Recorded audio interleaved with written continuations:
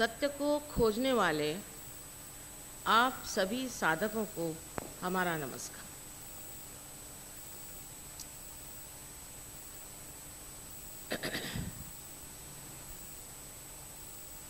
जिंदगी भर हम किसी न किसी चीज़ की खोज में व्यस्त हैं। कुछ लोग सोचते हैं कि अगर हमारे पास बहुत सारा धन हो जाए तो उसमें हम सत्य को प्राप्त कर सकते हैं और उससे हम आनंद में रह सकते हैं, पर ऐसी बात होती नहीं। पैसे के साथ जो अनेक रोग हैं वो उसके साथ लग जाते हैं और जो मानव जिस अपेक्षा से, जिस विचार से धन इकट्ठा करता है वही रोते रहता है कि ये मैंने क्यों किया।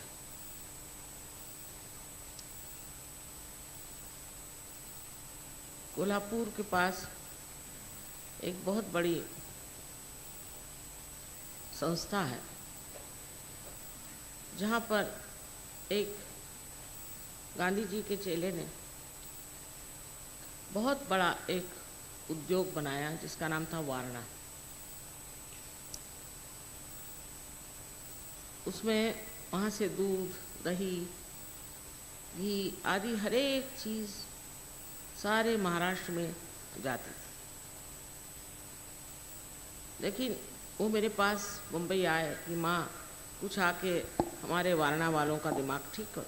मैंने कहा क्या होगा भाई, आपने तो इतना कार्य किया है। और वैसे मैं उनको जानती थी क्योंकि वो गांधी आश्रम थे पहले काहे का मैंने काम किया है, आप चल के देखिए, आप हैरान हो। सो मैं जब कोल्हापुर गई तो मैंने कहा अच्छा मैं वारणा भी आऊँगी। जब मैं वारणा में गई लोग तो बहुत आए थे प्रोग्राम में, किसी को कुछ बीमारी, किसी को कुछ बीमारी, किसी को ये तकलीफ, किसी को वो तकलीफ, और सब दुखी किसी न किसी तरह से। वहाँ की औरतें कहने लगे कि हमारे आदमियों ने तो और औरतें रख ली हैं और यहाँ पे गंदी औरतें बहुत सारी आ गई हैं। आदमियों ने कहा कि ये औरतें हमसे लड़ाई झगड़ा कर रही पैसों के लिए और बड़ी परेशानी हो रही है।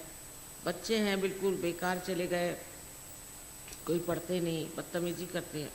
इतनी वहाँ खुशहाली थी कि जैसे बाहर सुपर मार्केट्स होते हैं वैसे वहाँ सुपर मार्केट्स थे। लेकिन उसने कहा, जिन्होंने ये बनाया, कहे माँ मुझे आपके चरण में अब स्थान दीजिए, मैं तंग आ गया देख देख के जिस तरह से ये लोग शराब पीते हैं और ड्रग्स लेते हैं इनके बच्चे, और ऐसी ऐसी हालात खराब। वही हाल विदेश में हुआ। यहाँ बैठे बैठे हम उसको समझ नहीं पाते कि इनकी दशा कितनी खराब है और कितनी गंदगी पर ये लोग उतर आए। और इन लोगों के लिए एक ज़माने में अपने देश में म्लेच्छ कहा जाता था, माने मलक की जिनको इच्छा होती वो ये म्लेच्छ, माने जो कुछ गंदगी है उसके तरफ नजर रखना, उधर जा, उसमें से पैसा मिल गया और स्वतंत्रता, अपने को मार डालने की, अपने को सर्वनाश की ओर ले जाने की पूरी स्वतंत्रता है। और इसी तरह से इतनी गंदगी इन लोगों ने इकट्ठी की कि सहयोग के कारण कुछ लोग निकल आए हैं।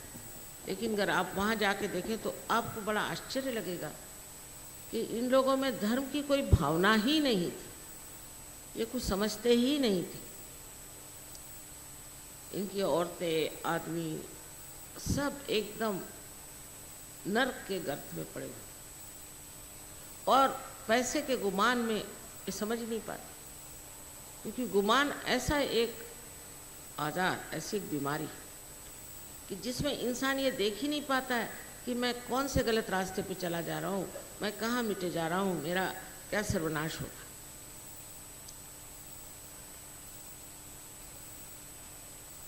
लेकिन अब भी मैं कहूँगी कि आज भी इस भारतवर्ष में अब भी हम लोग पाप और पुण्य को समझते हैं। जो गलत है वो गलत है, जो सही है सही। करते हैं सब कुछ, करने में कुछ हम कम नहीं है, लेकिन समझते हुए जानते हैं कि ये गलत बात है, ऐसा नहीं करना चाहिए। उन लोगों से हमें कुछ सीखना है नहीं, उनको ज़रूर हमसे सीखना है, इसमें कोई शक। और उन्होंने सीखा है, बहुत सीख लिया, बहुत गहराई से सीख लिया,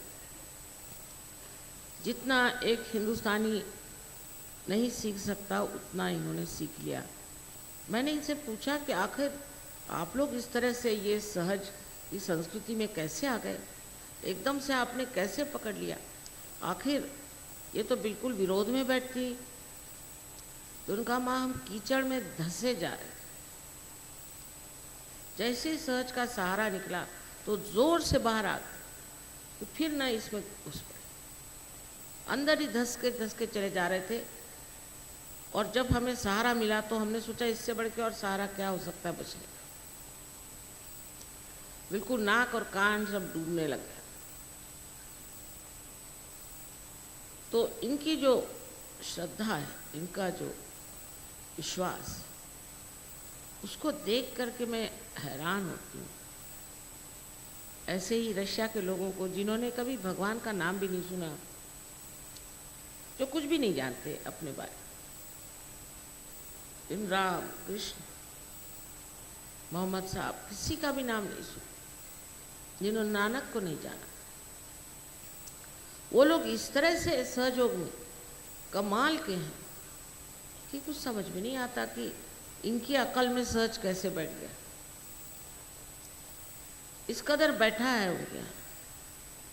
बड़े बड़े इंजीनियर्स, डॉक्टर्स सब सहज में पकड़ गए। मुझे तो बड़ा भारी खिताब दे दिया उन्होंने।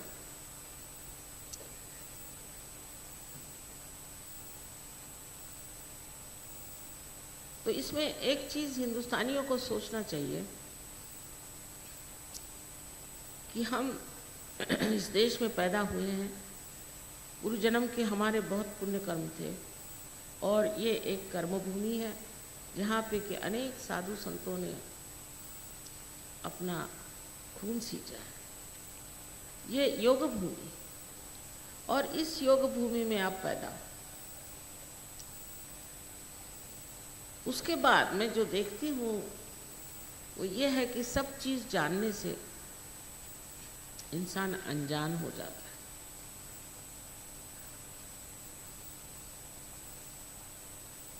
कर्म कांडों में फंस गया। कर्म कांड माने ये कि मंदिरों में जाओ, वहाँ बाल कटाओ, वहाँ ये करो, वहाँ उपवास करो, ये करो, वो करो, और वहाँ जो बैठे हो पुजारी उनको पैसे दो। कहीं से भी मूर्ति उठा के लाओ, उसकी पूजा करो। और जिन धर्मों ने ये कहा कि चलो निराकार पे उतरो, वो लोग बस किताब ही पढ़ रहे। नानक साहब ने गुरु ग्रंथ साहब जो इकट्ठा किया, बहुत सोच समझ के, सूझबूझ से, कि जो जितने भी आत्म साक्षात्कारी लोग थे उन्हीं के उन्होंने पद रखे। लेकिन उसे रटे ही जा रहे, रटे। अरे भाई, रटने से कुछ मिलेगा? यही हाल मुसलमानों का है। गलत तरीके से हर एक चीज़ को समझ करके अपना ही एक मार्ग बना लिया। ये जो हमारे अंदर हर तरह के गलत संस्कार पड़ गए हैं, और जिससे हम कर्म कांडों में फंसे हैं, उससे अब जागने का समय आ गया है। ये समय भी ऐसा आया। आप सब इसीलिए सब कर रहे थे क्योंकि आप खोज रहे थे अंदर की शांति, आप खोज रहे थे, आप परमात्मा को खोज रहे थे। लेकिन इस खोज में रास्ता थोड़ा चूक गया, गलत रास्ते पे हम चले, और क्योंकि जिसने चला दिया वो चल दिया। फिर उसके बाद अपने यहाँ गुरु घंटालों की कमी नहीं। ऐसे ऐसे गुरु घंटाल बैठे हुए हैं और ऐसी ऐसी बातें पढ़ाते हैं कि उसी के चक्कर में इंसान आ जाता है। एक एक का सुनिए तो मैं आश्चर्य हूँ। कोई कुछ कहता है तो कोई कुछ कहता है, लेकिन लोग इतना विश्वास कर लेते हैं हर एक चीज़ में, इतनी अंधश्रद्धा है, क्योंकि खोज गहरी है, इसलिए जो भी मिले जो भी कुछ कहे वो मान लेते।